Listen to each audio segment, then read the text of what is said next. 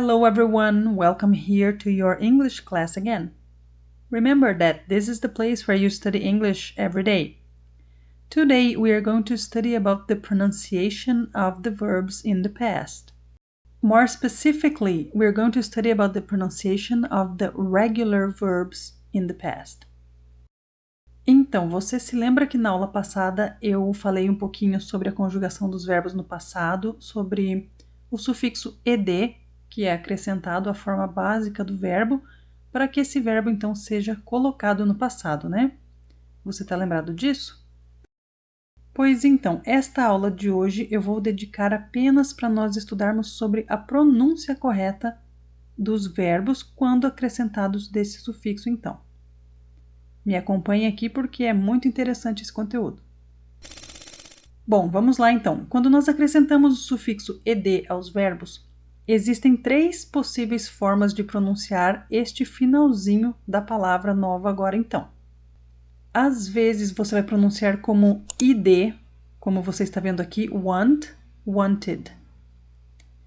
Às vezes você vai pronunciar este ed com um som de simplesmente um T, como você pode observar aqui, kiss, kissed. E às vezes você vai pronunciar esse ed com um som de apenas um D, como na palavra love, loved.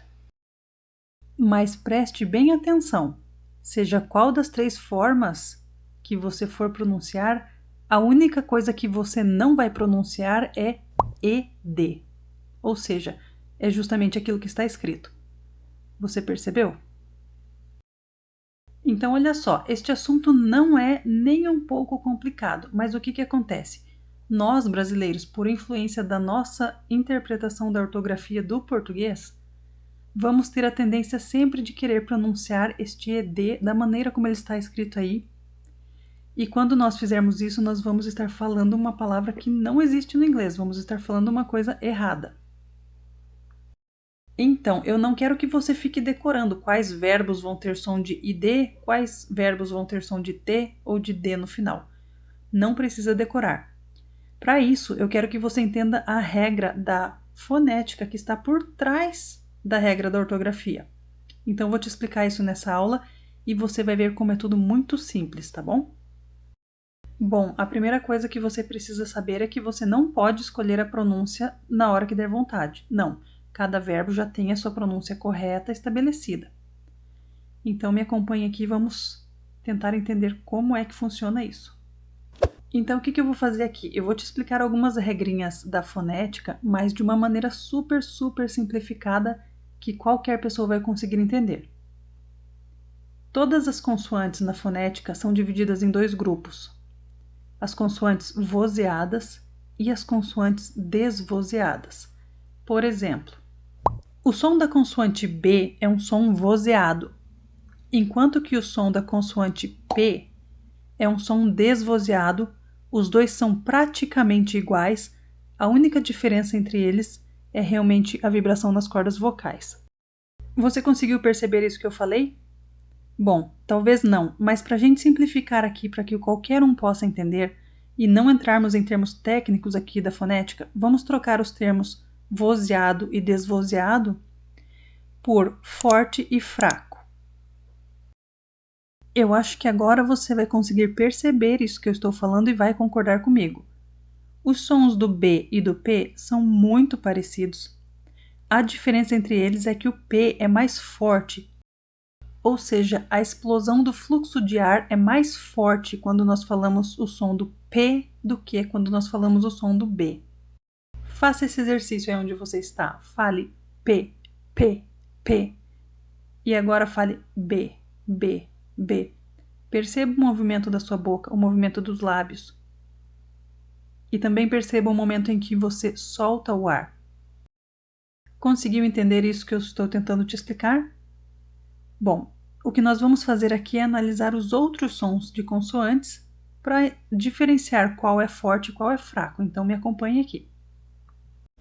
Aqui temos um outro par semelhante, onde novamente a única diferença entre eles é que o som do K é forte e o som do G é fraco. Aqui, gente, eu tô falando do som, tá bom? O som do K. Não importa se você escreve com a letra K, com a letra C, com Q, tá bom? O que interessa é como você vai pronunciar este som. Mais um par para você, então. T é forte e D é fraco. Perceba que eles são muito, muito parecidos. A mesma coisa acontece com os sons F e V e também com os sons S e Z. Os outros sons consoantes do L, M, N e R são todos fracos, bem como as vogais também são todas fracas. Lembrando que nós estamos chamando de fracos os sons que são vozeados. Então, justamente as vogais são vozeadas todas, por isso o nome vogal, então são todas fracas. Bom, gente, o que é que acontece aqui então? Preste bem atenção. Quando nós acrescentamos o sufixo ed na hora de pronunciarmos essa nova palavra que foi formada agora, o som final da palavra original antes do sufixo é o que vai determinar se você vai pronunciar o sufixo como T ou como D. Mas como assim? Eu vou te explicar melhor. Se antes de você colocar o sufixo, a palavra terminava em algum desses sons fortes aqui que você está vendo, então agora ao acrescentar o sufixo, você vai pronunciar o finalzinho desta palavra como um T. Olha só, eu vou te dar um exemplo aqui com cada um dos sons, tá bom? Então vai lá, jump vai ser pronunciado jumped. Work vai ser pronunciado worked. O do T eu vou pular, depois você vai entender o porquê. Uma palavra que termina aqui, um verbo que termina com som de F é o verbo laugh. Então, no passado vai ficar pronunciado left. Mais uma vez, lembrando então que estamos falando do som e não da escrita, tá bom? Então, esse GH aqui nós vamos contar como se fosse um F. E agora um verbo que termina originalmente com som de S, por exemplo, kiss. No passado vai ficar kissed. Vamos lá, exemplos agora com os sons fracos no final. Então, um verbo terminando em B originalmente, rob, vai ficar no passado robbed. O verbo bag vai ter sua pronúncia no passado bagged. O D aqui novamente eu vou deixar de fora de propósito, depois você vai entender. O verbo live vai ser pronunciado lived. Com Z, gente, tem alguns verbos, mas eles não são nem um pouco conhecidos e também são pouco usados. Mas também o som dele vai ficar com som de D no final. Agora, com L, M, N, R, vamos pensar em mais exemplos também. Call, então, vai ficar called. O verbo confirm vai ser pronunciado confirmed.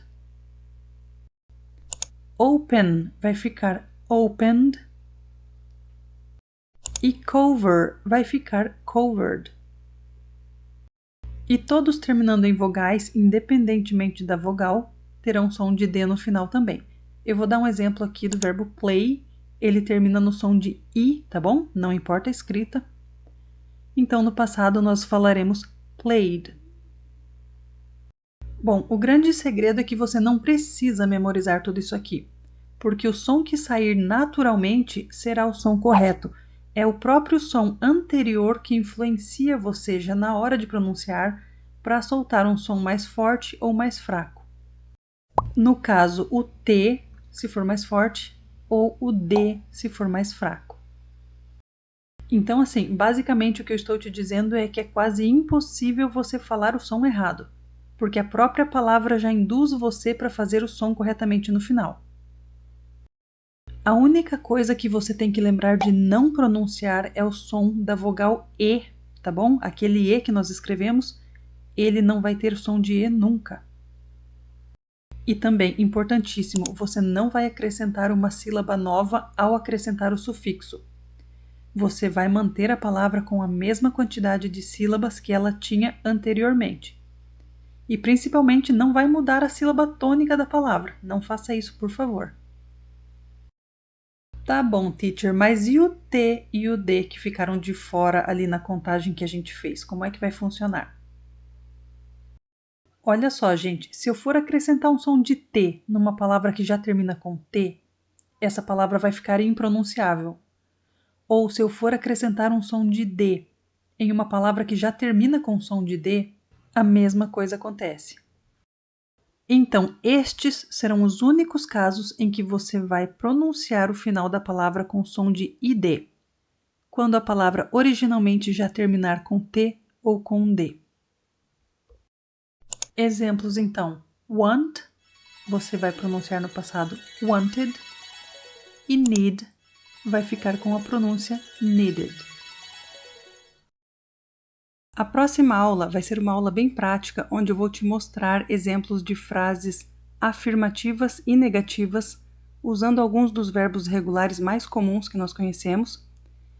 Eu quero que você assista à próxima aula e tente repetir todas as frases que você vai ouvindo, especialmente prestando atenção na pronúncia. E por hoje é só, pessoal. I see you next class. Goodbye.